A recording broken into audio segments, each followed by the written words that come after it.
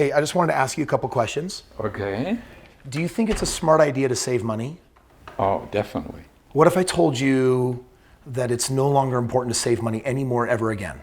I don't think you can believe that. Really? No. Well, today I'm making a YouTube video and I'm going to teach everyone in the world that they should stop saving money. Are you proud of your son? Absolutely. Let's go. One shot, now the future is yours. Go.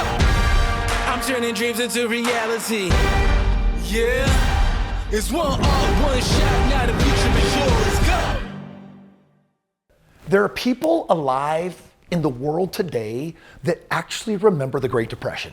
Because every century, every fourth downturn cycle, we have a really, really bad downturn. There are people that remember what happened back then. There are people alive today that were raised by people that remembered what happened then.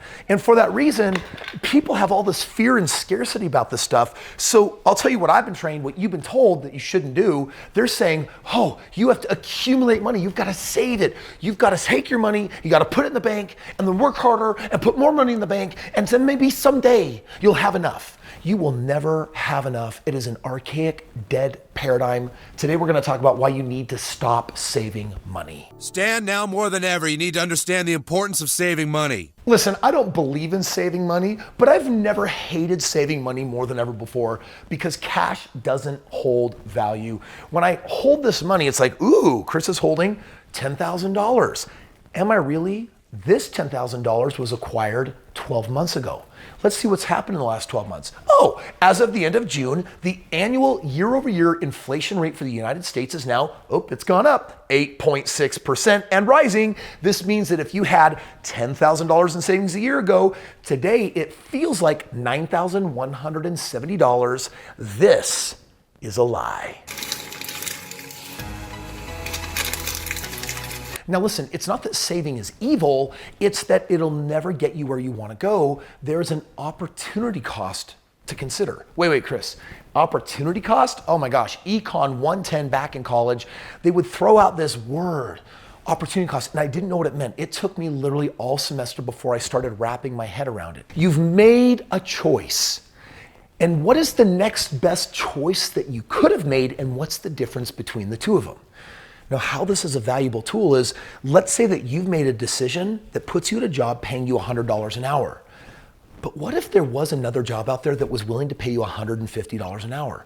Well, your opportunity cost is losing $50 per hour because you went with your choice instead of a better choice. So how does this apply to inflation, and why do I not believe in saving? Well, check it out. Not only does inflation eat away at your cash savings, but having large reserves also means that you're missing out on opportunities by not having your money invested. In other words, what could I have made on this money sitting in the bank, my 401k, my IRA, my equity in my home, if I had just put it to work?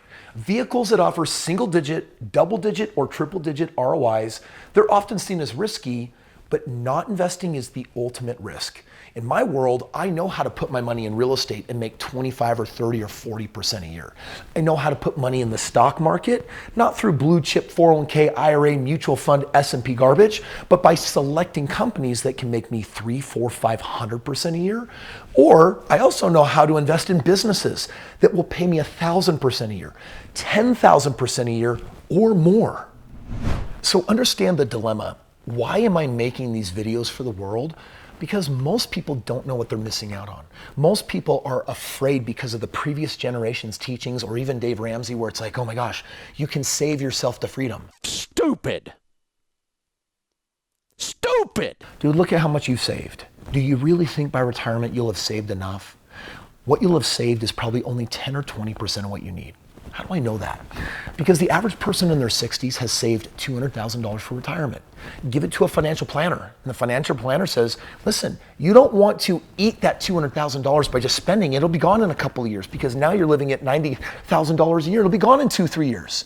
Instead, let's put it in an annuity. Let's earn interest and have you live off of the interest. And you say, great, how much interest can I get on $200,000? They say, well, about 3%. Well, what's 3% on $200,000? Answer, $500 a month. Now I want to ask you right now, Do you really think that $500 a month is enough to create the retirement of your dreams? It's not, and that's the problem. You'll never be able to save enough, even if you're a dedicated saver. You'll never set enough aside. And meanwhile, you'll squander opportunity cost, your biggest asset, time. Time is now gone because you're wasting it saving. Instead, there's a different game that you should be playing. You might be watching this video saying, but Kris, I've put $25,000 in savings, for example. It helps me sleep well at night. If I lose a job, I know that I've got some money to get by. What if there's a rainy day experience or an unexpected bill? That gives me peace of mind. And meanwhile, I've got $100,000 sitting in my 401k and IRA, and I've got $150,000 sitting in equity in my home. And I'm doing the math. I'm like, wow, you have $300,000-ish of access to money that could be making you money. But let's evaluate. The 25 grand in the bank is losing, I think, closer to 10% a year with inflation. Your money's sitting in the stock market, meaning 401k and IRA, that's supposedly going up, but on the 30-year average, it's only going up about 5% a year after fees and after drops in the market. Well, what about the equity in my home? Isn't that also going up? On the average of, the last 65 years, it goes up an average of 4.65% a year. So you're definitely getting ROI, but what they all share in common is either a single digit ROI or a negative ROI because inflation is eating it away.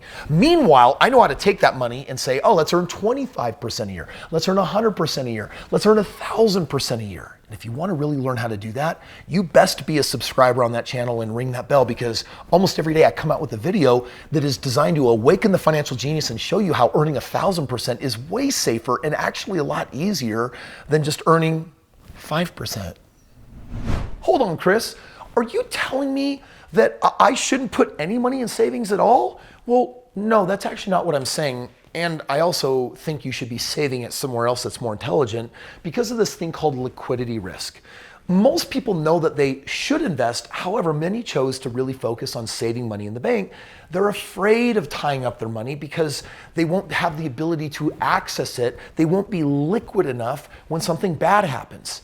I got a plan for you. I have a plan. You've got a plan.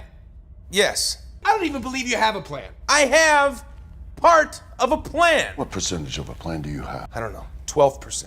In today's video, I've got two options of what I think you should be 100% focusing on right now. If you read some of my books, I've got more than two options, but let's keep it basic and empower you with two choices that can make all the difference. I better qualify what I mean by that. Well, we're talking about investing your money while staying liquid so that you don't have to have fear of not having money, but more importantly, have that money working for you. As in, did you know that if all you did was buy a piece of property, call it a rental, and let's just say there was a way to buy it and it was making you 25% a year. Did you know that instead of your 401k, if you put money in that over 20 years, it will build up millions of dollars of value? That's why 90% of all millionaires do it in the game of real estate, not the stock market, IRA, 401ks, and playing those games. I'm not saying they're bad, I'm saying they're insufficient. So I'm gonna share with you how to literally make two choices right now that can take you from you're guaranteed to lose to quite nearly the opposite. First of all, let's start with where you should be saving your money. I put it in a thing called life insurance. Oh my gosh, Kris, wait a second. Pause. Life insurance, like I'm gonna die, I should pay for that thing every month so that my loved ones get money if I die. I'm not talking about that. I'm actually talking about something a little bit different. You see, a cash value, dividend paying life insurance policy, it provides a place for you to store your money while paying a guaranteed ROI and dividends, and offers the liquidity to borrow against the policy whenever you want. In other words, I'm gonna show you a rare type of policy where you can put money in and pull it out. What are the 5 benefits of being able to do that? Well, let me show you. Number 1, a cash value dividend paying life insurance policy earns you a 4% guaranteed ROI off the bat. Is your savings account giving you some kind of ROI? Are they promising you like 0.1%? Wow, so generous. This is 40 times that. Number 2, on top of that, they add another 1, 2, or 3% annual dividend. Now you can do some math. 4 plus, call it the average 2. 4 plus 2, 6. I know inflation is 8.6%, but at least my money is in a place hedging me at 6% versus a bank account of nothing. Did you know this money grows tax-free? Did you know it's untouchable? And did you know it's liquid? It's borrowable. And for that reason, I stash my cash here, which prepares me for the second thing I'm about to share with you, where I go next with my money. I wonder what I'm gonna talk about next.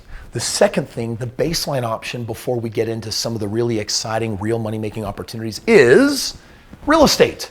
Now, contrary to popular belief, purchasing a home does not completely tie up your money. Rather, banks offer owners several options, including second mortgages, home equity lines of credits, cash out refinances, which allow people to access their equity no matter what the reason is. And you know what? Real estate has many benefits. I want to share the top 5 benefits of why you want to invest in real estate. Check this out. Number 1, you can borrow the equity with really cheap money. Like, the rates of borrowing are very low.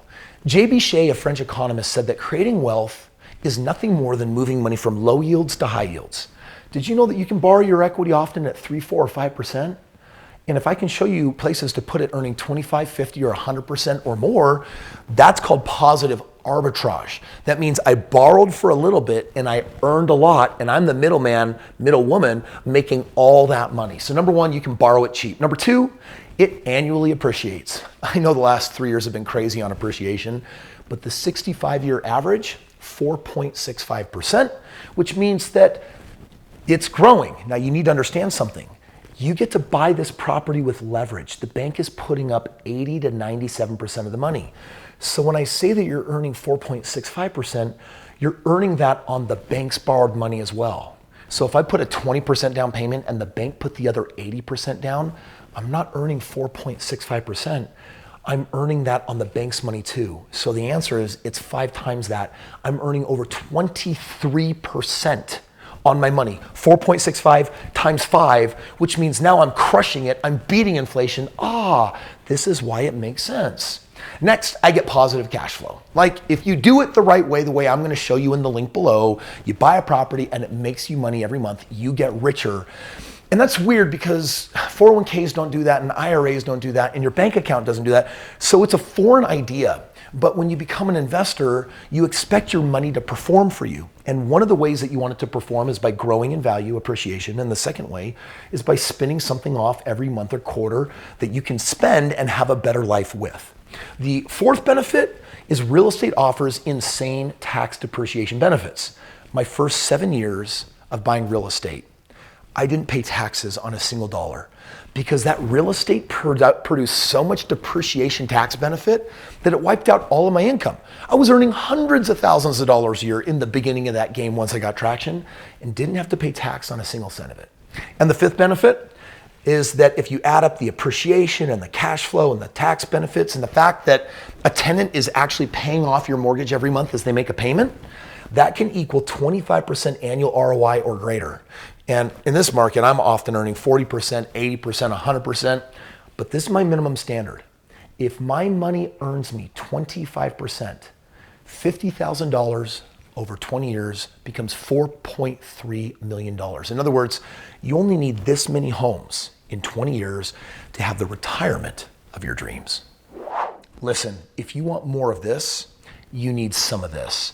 This book is free to you today in the link below. It teaches you not just the first 2 techniques, but 3 more techniques that make you way more money. Where your money doesn't double in years, it starts doubling in months and weeks. Now I get it. You've been taught that that sounds too good to be true. It must be get rich quick.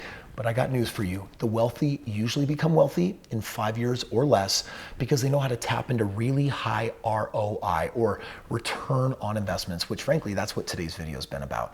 We've started your journey. If you want to continue it, click that link below. I'm going to send you this book for free. Why would I do that? Like, this is my 5th book and my life's work. This is the complete financial philosophy on how anyone starts from nothing and can become wealthy in less than 5 years. If you want it, it's yours as long as supplies last. Click the link now.